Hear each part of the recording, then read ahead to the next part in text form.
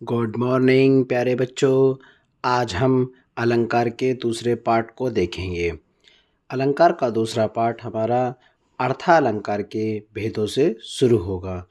अर्थालंकार का पहला भेद, पहला अलंकार हम पढ़ेंगे उपमा अलंकार, जहाँ पर रूप, रंग, गुण आदि किसी उपनिष्ठ धर्म के कारण किसी वस्तु की दूसरी श्रेष्ठ अथवा प्रसिद्ध वस्तु से समानता दिखाई जाए या तुलना की जाए, वहाँ उपमा अलंकार होता है।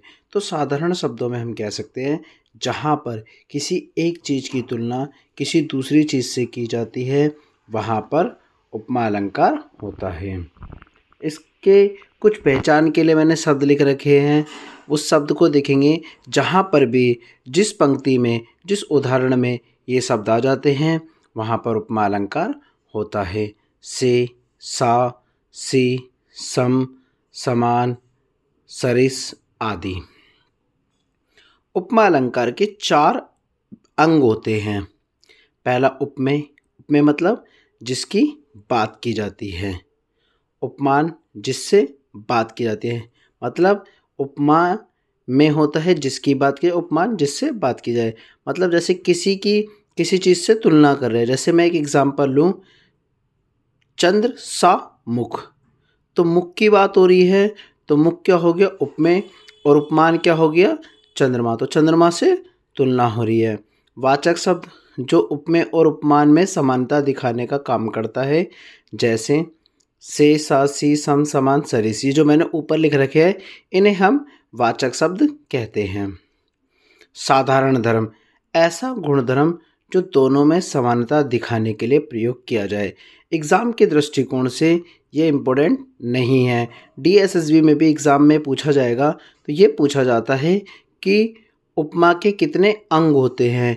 ये कभी नहीं पूछा जाता कि इसके अंदर क्या होता है, इसके अंदर क्या होता है। तो आपको मोटे तौर पे याद रखना, उपमा के सिर्फ 4 अंग होते हैं।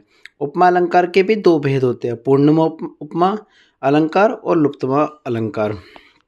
अब आज तक पेपर के दृष्टिकोण से कभी भी ऐसा प्रश्न नहीं पूछा गया है, चाहे वह डीएसएसबी हो, चाहे वह केवीएस का एग्ज़ाम हो, या आप किसी भी स्टेट का कोई भी एग्ज़ाम देने जा रहे हो, उसके अंदर सीधा सा हमें अलंकार पूछा जाता है कि कौन सा अलंकार होता है। जैसे जो मैंने वाचक शब्द लिखे हैं या पहचान के लिए जो शब्द लिखे हैं, उनमें से कोई भी शब्द आपको आपके उदाहरण में दिखाई देता है, तो वहाँ पर आप आसानी से पहचान सकते हो कि वहाँ पर कौन सा अलंकार है। जैसे सागर सा गंभीर हृदय हो, तो यहाँ पर सा शब्द आ गया। सा शब्द लगने से क्या हो गया, यहाँ पर उपमा अलंकार। गिरी सा ऊंचा हो जिसका मन, तो यहाँ पे भी सा शब्द लग गया, तो यहाँ पर भी क्या है उपमा अलंकार। कल्पना सी अतिशय कोमल, तो यहाँ पर भी सी शब्द लगने से क्या हो गया उपमा अलंकार। पीपर पात सरिस मन डोला, तो सरिस शब्द लगने से उपमा अलंकार हो गया। ये आपको दिखाई दे रहे होंगे जो मैंने कीवर्ड्स वाले शब्द बना रखे पहचान के लिए। मुख चंद्रमा सा सुंदर है, तो सा शब्द लगने से फिर कौन सा हो गया उपमा अलंकार। कर कमल सा कोमल है, तो सा शब्द लगने से फिर से क्या हो गया उपमा अलंकार है। अब हम दूसरा अलंकार देखेंगे, रूपक अलंकार, जिसमें उपमेय और उपमान के बीच, उपमेय और उपमान के बीच कोई अंतर नहीं होता। जहाँ पर उपमेय और उपमान के बीच कोई भी अंतर नहीं होता, या जहाँ पर उपमेय और उपमान के बीच के अंतर को समाप्त करके उन्हें एक समान कर दिया जाता है। तो जैसे हमने उपमेय और उपमान पढ़ा था अभी उपमा अलंकार के अंदर, तो हमने ये पढ़ा था उपमेय का मतलब होता है जिसकी बात की जाती है, और उपमान जिससे बात की जाए। तो रूपक अलंकार के अंदर उपमेय और उपमान दोनों को समाप्त कर दिया जाता है, दोनों को एक ही मान लिया जाता है। रूपक अलंकार के लिए 3 बातें अवश्य होती है। उपमेय को उपमान का रूप देना, वाचक शब्द का लोप। अब सबसे इम्पोर्टेंट बात, इसके अंदर क्या होता है, जो अभी हमने पीछे उपमा अलंकार के अंदर वाचक शब्द पढ़े थे, से, सा, सम, सरिस, ऐसे करके, उन शब्दों का यहाँ पर लोप होता है, मतलब रूपक अलंकार के अंदर ऐसे कोई भी शब्द नहीं होते हैं। उपमेय का भी साथ साथ वर्णन और उपमेय का भी वर्णन होता है। सबसे अच्छा और सबसे इम्पोर्टेंट बात, इसकी पहचान के लिए कुछ शब्द, जैसे जिसे हम माइनस का चिन्ह कहते हैं, इसे हिंदी में योजक शब्द कहते हैं। तो इसके अंदर इसके जितने भी उदाहरण होंगे, आपको इसके अंदर ये योजक शब्द वाला साइन या चिन्ह दिखाई देगा। जैसे उदाहरण देखेंगे, चरण कमल बंदो हरि राई, तो यहाँ पर जो है वाचक शब्द नहीं है, मगर चरण की तुलना किससे हो रही है? कमल से हो रही है। पायो जी मैंने राम रतन धन पायो, तो कह रहा है पाया मैंने राम के समान रतन, मतलब धन को पाया। तो यहाँ पर भी आपने देखा होगा चिन्ह लगा हुआ है, योजक चिन्ह। मुख चंद्र, इसके अंदर भी लगा है, तुम्हारा देख सके मन सागर मेरा लहराया, तो आपको दिखाई दे रहा होगा योजक चिन्ह। बीती विवावरी जागरी अंबर पनघट में डूबो रही, तारा घट उषा नगरी, इसमें भी आपको दिखाई दे रहा होगा 2-3 जगह आपको ये साइन लगे हुए दिखाई दे रहे हैं। उषा विवावरी में, अंबर पनघट में, डूबो रही तारा घट में भी है, उषा नगरी। तो यहाँ पर योजक चिन्ह लगे होने से क्या हो रहा है? रूपक अलंकार होगा। अब प्रतीप अलंकार, अभी हमने उपमा अलंकार पढ़ा, रूपक अलंकार पढ़ा, अब प्रतीप अलंकार। प्रतीप अलंकार सबसे पहले और सबसे जरूरी बात, प्रतीप अलंकार जो होता है यह उपमा अलंकार का उल्टा होता है। तो आपको यहाँ पर दिखाई भी दे रहा होगा लिखा हुआ, यह अलंकार उपमा का उल्टा होता है। अर्थात यहाँ पर, तो जहाँ पर उपमा अलंकार के अंदर उपमेय जिसकी बात की जाती है और उपमान जिससे बात की जाती है, तो इसका आपस में उल्टा हो जाता है। उपमेय को उपमान तथा उपमान को उपमेय बना दिया जाता है। जैसे छोटी चीज़ की तुलना बड़ी चीज़ से कर दी जाती है। हमेशा हमने देखा होगा कि हमेशा हम बड़ी चीज़ से छोटी चीज़ की तुलना करते हैं। जैसे मैंने बोला मुख चंद्रमा के समान सुंदर है, तो मुख की तुलना हमने चंद्रमा से करी, वो बड़ी चीज़ है। मगर यहाँ पर क्या होगा, चंद्रमा की तुलना, बड़ी चीज़ की तुलना छोटी चीज़ से हो जाएगी। जैसे कहा जाएगा यहाँ पे चंद्रमा मुख के समान सुंदर है, तो जैसे उदाहरण देखेंगे, मुख सा चंद्र है, तो चंद्र कैसा है? मुख जैसा है। उल्टी बात कह दी इसने, जबकि उपमा में हम पढ़ते थे चंद्र सा मुख, और यहाँ पर कह रहा है मुख सा चंद्र, मतलब चंद्रमा की तुलना मुख से कर दी। नेत्र समान कमल है, अब ये नहीं कह रहा कमल समान नेत्र हैं, उल्टा कह रहा है कमल नेत्र समान कमल हैं। उस तपस्वी से लंबे थे देवदार 2-4 खड़े, अब देवदार के लंबे पेड़ जो होते हैं वो बहुत लंबे चौड़े होते हैं। अब उसके बालों की तुलना किससे कर रहा है? तपस्वी से, कि तपस्वी जो है उसके देवदार के समान है। चंद्रमा उसके मुख के समान है, मुख चंद्रमा के समान नहीं है, बल्कि कह रहा है चंद्रमा उसके मुख के समान है। तो यहाँ पर उल्टी बातें कह रहा है, तो इसलिए यहाँ पर हमारा प्रतीप अलंकार होगा।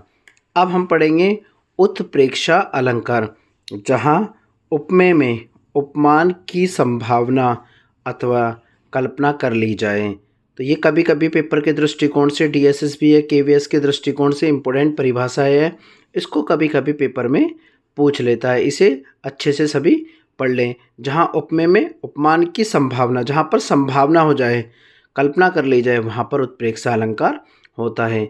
इसके भी पहचान के लिए कुछ वाचक शब्द होते हैं, जैसे जानो, मानो, जनु, मनु, जनहु, मनहु, जैसे, तैसे, एव आदि। ठीक है, इसके निम्नलिखित 3 भेद होते हैं। पहला होता है वस्तुपेक्षा, हेतुपेक्षा, फलोत्पेक्षा। ये पेपर के दृष्टिकोण से ज़्यादा इम्पोर्टेंट नहीं है।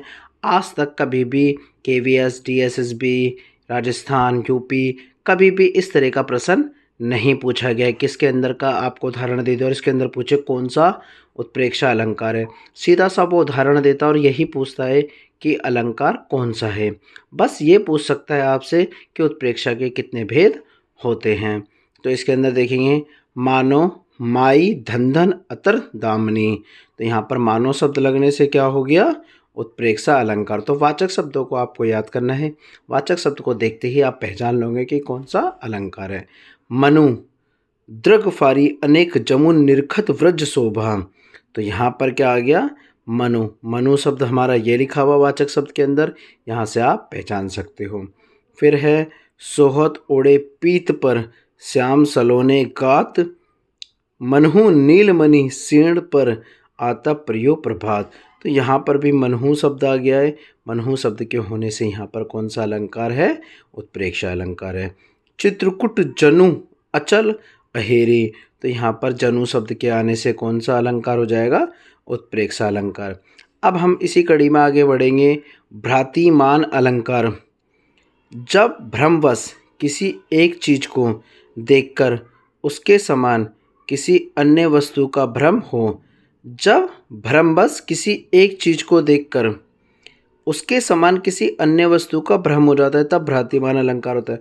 तो साधारण शब्दों में हम कह सकते हैं कि हमने किसी चीज़ को, मान लो हमने एक पेड़ को पेड़ माना, मगर उसे ही भ्रातिवश भ्रमवश कोई इसको पेड़ ना मानकर उसे वो क्या मान रहा है कि वो एक कोई आदमी खड़ा हुआ है। तो ये क्या हो गई? भ्रांति या भ्रम। जैसे उदाहरण देखेंगे। टेसु फूल समझकर भंवरा बैठा। एक फूल को समझकर भंवरा जाकर बैठ गया। सुख की लाल चोंच पे, सुख बोला गया तोते को, तो तोते की लाल चोंच पर बैठ गया।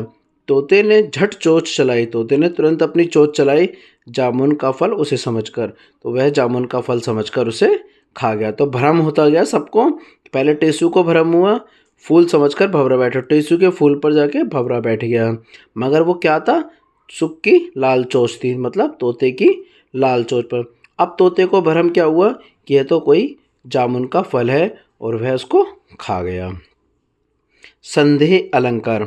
अगला, जहाँ किसी वस्तु को देखकर संशय बना रहे, निश्चय ना हो, वहाँ संदेह अलंकार होता है। जब किसी भी बात का कन्फर्मेशन ना हो, मतलब संदेह की भावना हो, कुछ क्लियर ना हो, वहाँ पर हमेशा संदेह अलंकार होता है। ये इसका बहुत ही मोस्ट इम्पोर्टेंट एक उदाहरण है। ये कई बार परीक्षा के दृष्टिकोण से इम्पोर्टेंट है, कई बार ये पेपर में पूछा गया है, चाहे वह केवीएस का एग्ज़ाम हो, यूपी का हो, एनवीएस हो, केवीएस हो, राजस्थान का हो, तो ज़्यादातर एग्ज़ामों में ये प्रश्न कई बार आया हुआ है संदेह अलंकार का, और यही उदाहरण आपको एग्ज़ाम के दृष्टिकोण से रखा हुआ मिला है।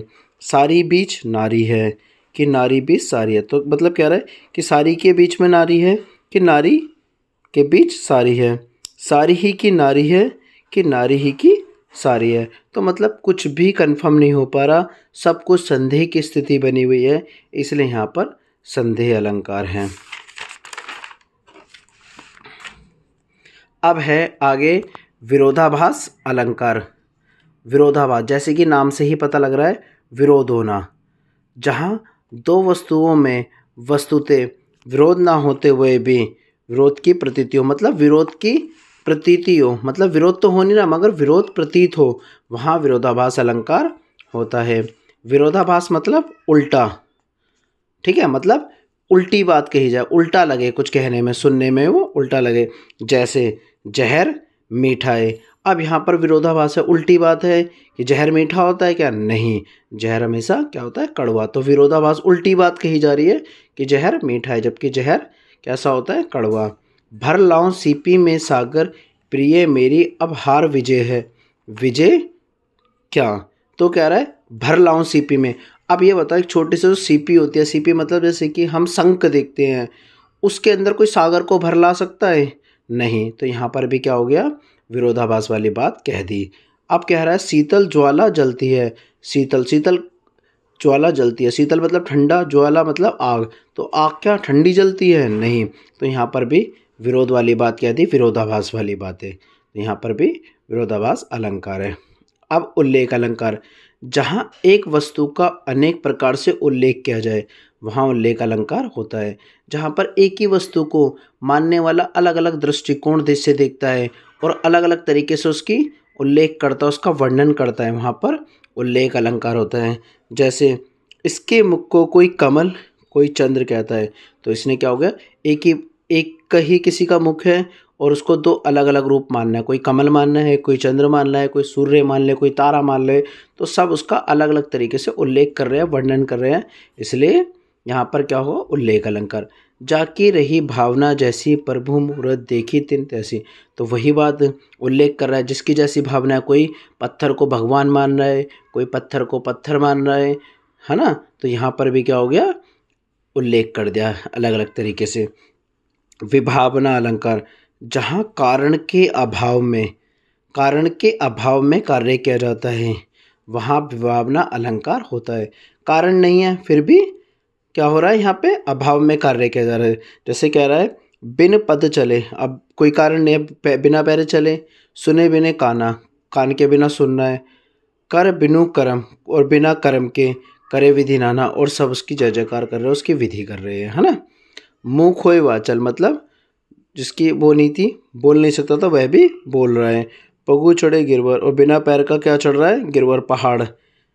जसु कृपया सोदल द्रभु सकुल कली मलहदान, तो यहाँ पर जिस पे प्रभु अपनी दया कर देते हैं उसका बेड़ा पार हो ही जाता है। इस तरह से इसका अर्थ निकलता है। फिर है अगला विशेषोक्ति अलंकार। विशेषोक्ति अलंकार, जहाँ कारण भी है और कार्य भी, जहाँ कारण भी है और क्या है, कार्य भी है, फिर भी कार्य नहीं होता, और फिर भी कार्य नहीं होता। जहाँ पर कारण भी है और क्या है, कार्य भी है, दोनों है, कारण भी है और कार्य भी है, फिर भी क्या होता है, वहाँ कार्य नहीं होता, वहाँ विशेषोक्ति अलंकार होता है। जैसे पानी बीच मीन, मीन प्यासी, मतलब यहाँ पर कारण भी है और कार्य भी है। पानी है और पानी बीच मीन है, मतलब कारण भी है, मीन भी है और कार्य भी है, पानी भी है। मोही सुनी सुनी आवे हंसी, तो पानी बीच मीन मतलब पानी के बीच में मछली है फिर भी वह प्यासी है। मोही सुनी सुनी आवे हंसी, और मुझे सुन सुनकर हंसी आ रही है। नैनों से सदैव जल की वर्षा होती है तब भी प्यास नहीं बुझती, तो कह रहा है प्यास नहीं बुझ पा रही मगर नैनों से उसके हमेशा जल की वर्षा होती रहती है। तो यहाँ पर जहाँ कारण भी है और कार्य नहीं हो रहा वहाँ पर क्या होता है, विशेषोक्ति अलंकार। अतिशयोक्ति अलंकार, जिस काव्य अथवा कविता में बात को बढ़ा चढ़ाकर कहा जाता है वहाँ अतिशयोक्ति अलंकार होता है। जहाँ पर बात को बढ़ा चढ़ा कर कह दिया जाए, जैसे क्या होता है क्लास में आपने देखा होगा, बच्चा एक दिन स्कूल नहीं आया या एक दिन कक्षा से भाग गया, तो मॉनिटर जो होता है या उसके अन्य जो सहपाठी होते हैं वो तुरंत टीचर को बताते हैं, सर जी ये तो हर पीरियड में बाहर जाता है क्लास से, ये तो पीरियड गोल करता है, क्लास से भाग जाता है, मैडम से बदतमीजी करता है, सर से जवान लड़ाता है। तो क्या हुआ, बात को बढ़ा चढ़ाकर कह दिया गया, इसलिए यहाँ पर अतिशयोक्ति अलंकार है। जैसे हनुमान की पूँछ में लगन न पाई आग, लंका शीघ्र जल गई, गए निशाचर भाग। जब कह रहा हनुमान की पूँछ में आग ही नहीं लगी तो लंका कैसे जल गई और निशाचर कैसे भाग गए, तो बात को बढ़ा चढ़ाकर कह दिया गया, अतिशयोक्ति अलंकार है। आगे नदियाँ पड़ी अपार, घोड़ा कैसे होता उस पार, राणा ने सोचा जब तक चेतक था उस पर। अभी क्या है, नदियाँ बहुत बड़ी है और घोड़ा कैसे होता उस पार, राणा ने सोच ही रहा था जब तक चेतक भी हो गया उस पार। देख लो साकेत नगरी, यही स्वर्ग से मिलने गगन में जा रही है। तो साकेत नगरी का इतना बड़ा चढ़ाकर वर्णन कर रखा है कि वह स्वर्ग में मिलने जा रही है।